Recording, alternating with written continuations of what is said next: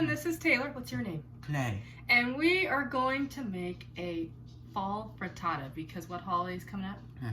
Halloween. Halloween. Yeah, so we're using some fall flavors. So we are going to start with sweet potato and apple. Clayman, you're gonna help me pour that in, right? Okay, so we're gonna shake up our sweet potato and apple right into our pan. Now, Clay, is the pan hot or cold? It's hot. So, that's my dog Otis. Clayman, would you like to season it? So today we're doing a fall frittata for breakfast. Clayman, you want to add the cinnamon? So in here I have some apples and some sweet potato and some onion. Now this is Speech Eats. I am a speech therapist. Bye, Clayman. And we are making some fall flavors. Now I like to have kids get involved in the kitchen. Clay will be back. So far I have apples, sweet potatoes, and onion in a little bit of olive oil. And then I'm gonna add some rosemary right on top. I was going to use my fresh rosemary from my garden, but you know, it looks just like fall outside. It actually got about 3 inches of snow a couple days ago. So my garden's about done. I was really hoping I had a couple more weeks before we got our first snow. Anyway, so I also added in some nutmeg and a little bit of pumpkin pie spice. And I'm just gonna go ahead and stir that.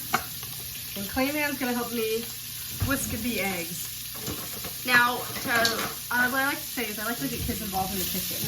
Now, from the language perspective, what I like to do is talk about what colors you see. So I see orange. I could say I see a green apple. You could talk about that with your kids beforehand.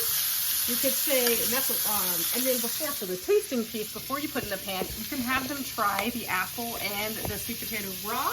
Have them smell the onion, so they're working on different tastes. And then for being a part of mixing it, I had Clay put it in. It was a very low heat, so we didn't have to worry about them getting burned.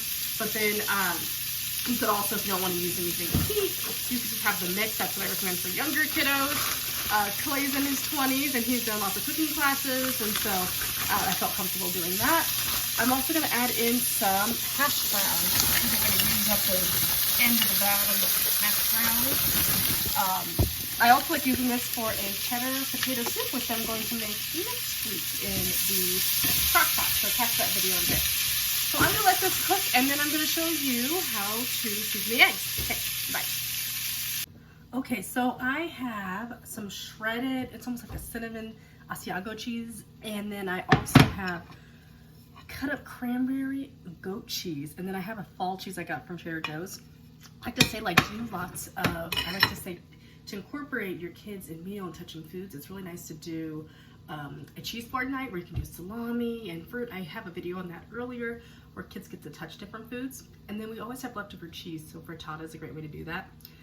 I think the best cheese to go with, like if you only wanted to get one, would be goat cheese. I got the goat cheese with cranberry because, hello, it's fall. I let our sweet potato and apple cool a little bit, and then we're gonna add in our cheese. I also saved the cheese rind because tomorrow we're going to have spaghetti meatballs and then have meatball stuff the next day. I usually make a ton of meatballs and then freeze them. And so when I make the all-day sauce, which, because I'm working from home like everybody else, I will put the rind in and it'll add extra flavor. So I have our eggs. It's almost like a custard with our half and half. If you really want a lot of eggs, you can even use the whole, like 12 eggs.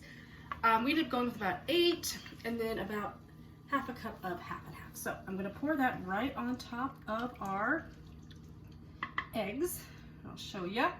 Almost looks like a custard. And then if you want to add some fun spice, I like to use that garlic and chili crunch from Trader Joe's. And so now I'm just going to add just our dollops of goat cheese on top. You can use whatever you have in your cabinet, like what I'm doing. But yes, I'm using the cranberry goat cheese. And then there's this autumn fall cheese that they call at Trader Joe's. I'm adding those clumps right in. And then, I also added into vanilla just a little bit of butter, about 3 tablespoons of butter to our sweet potato mixture so it doesn't dry out. And then I'm serving this with just some sliced potatoes where I put rosemary on top. Obviously I'd use dry rosemary because it's under snow right now. And so then I found this nice warm cinnamon cheese think it's a cinnamon Asiago, also at Trader Joe's. And I'm like, oh, that's gonna amp up our fall flavors. And so I just end up using the rest of what we had from our cheese board and sprinkling it right on top. And then I have it at 350. I already have my potatoes in. And then I'm serving it with just some sausage. I like to, my favorite thing to do with sausage is serve it with sage and, or cook it with sage and some maple syrup. Or what I'm gonna do actually today is do brown sugar, but maple syrup if you really want those fall flavors. And then I always add cinnamon. So we have that, and then I'm just gonna top it with just some red pepper flakes. And then a little bit more nutmeg. And we're gonna bake this. And then we have our rosemary that we're gonna top it with. And I'm gonna just put a little dash of salt just on top, just to give it a, make sure we have it nice and seasoned. We got our rosemary, sprinkling that right on top. And then I have my salt. I could also add some Parmesan, which I think I might do, so I wouldn't add that much salt. I'm actually gonna do Pecorino Romano. We always have that in the fridge. I'm using it in my meatballs, and it's a little funkier than Parmesan, but if you don't have Pecorino, just go ahead and use what you have. And then that is it. I'm going to bake this right in the oven at 350 for about 10 minutes or until the egg cooks through. All right, so this is Taylor with Speech Eats. You can follow me on Instagram, speech_eats_SLP. I post other things I don't necessarily do video on. If you like what you see, ring the bell for other videos or click the button to subscribe.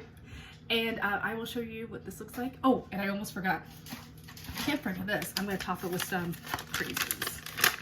They're really on sale this time of year, and so I like to just, I'm gonna add a couple of these right on top. And then, oh my goodness, you guys, it looks just like the most fall thing you could ever have. Yeah. So, happy Halloween. Oh, and then if you also want to also get the kids involved in this, what you could do is, you know, if you want to do, I don't know if tomato and goat cheese would go together, but if you want to do maybe do some sliced sweet potato that you've already cooked, or I guess if you had pumpkin seeds or cranberries, you can do a base of a jack-o'-lantern and then talk about eyes, nose, and mouth for body parts and awareness. But yes, and then that's a good way to also make food fun.